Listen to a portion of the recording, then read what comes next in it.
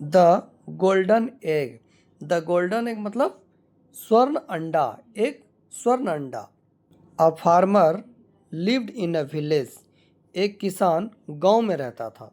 अब फार्मर क्या है? सब्जेक्ट है। लिव्ड क्या हो गया? V2 वर्ब का second form. Subject plus V2 plus object. ये विलेज क्या है? ऑब्जेक्ट है। तो ये कौन सा सेंटेंस आता है? Past indefinite, simple past tense. तो ये जो सेंटेंस है a farmer lived in a village, ये कौन सा टेंस है? Past indefinite tense. जो भी स्टोरी होती है वह पास्ट इंडिफिनिट टेंस में बोली जाती है।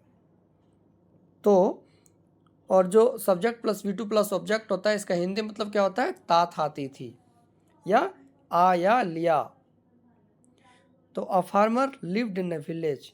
एक किसान गांव में रहता था। विथ हिज फैमिली, अपने परिवार के साथ। विथ मतलब क्या? के साथ। हिज फैमिली मतलब उसके परिवार या अपने परिवार के साथ। He had a Hahn.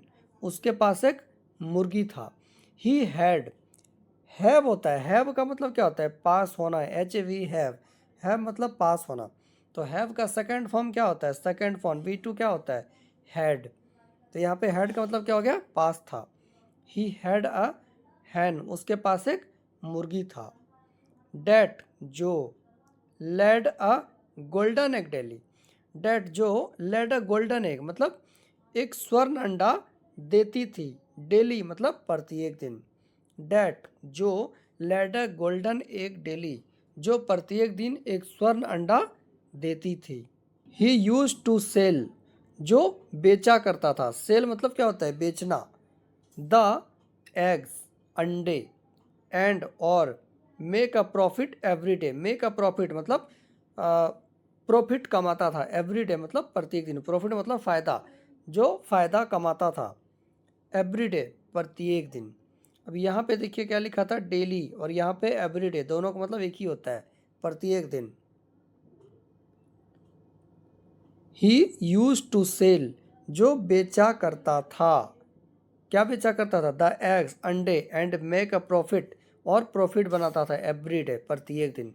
But लेकिन, वन डे एक दिन, ही गॉट ग्रीडी। बट लेकिन, वन डे एक दिन, ही गॉट ग्रीडी मतलब, ही गॉट ग्रीडी मतलब क्या? वह लालची हो गया। ही गॉट ग्रीडी, ये जो गॉट है, ये ग्रीडी क्या है? एडजेक्टिव है, उसके लिए लगा है गॉट, सेकंड फॉर्म। एक दिन वह लालची हो गया।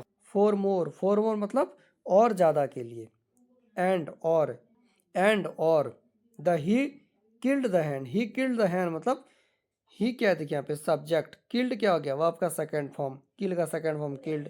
और हैंड क्या है? ऑब्जेक्ट। तो subject plus V2 plus object. And और ही किल्ड द हैन, उसने मुर्गी को मार दिया। Hoping to find all the gold inside. Hoping to find मतलब उसे आशा हुआ, टू फाइंड पाने के लिए, ऑल द गोल्ड सारे, ऑल द गोल्ड इनसाइड लिखा है यहाँ पे, ऑल द गोल्डन एक्स होना चाहिए था, ये गलत है I think. All the golden inside, सारे स्वर्ण अंडे अंदर। होपिंग मतलब उसे उससे आशा हुआ, उसने उसे भरोसा हुआ, टू फाइंड पाने के लिए, all the golden eggs inside, कि सारे जितने भी गोल्डन एग्स हैं प्रत्येक दिन वो मुर्गी एक एक देती है। एक काम करता हूँ कि एक ही दिन उसमें जितने भी अंडे हैं वो सारा निकाल के बेच देता हूँ। ये उसको भरोसा हुआ, ऐसा उसने कर दिया। बट लेकिन, देयर वॉज नथिंग, कुछ नहीं था। देयर वॉज नथिंग मतलब कुछ नहीं था, या वहाँ कुछ नहीं था।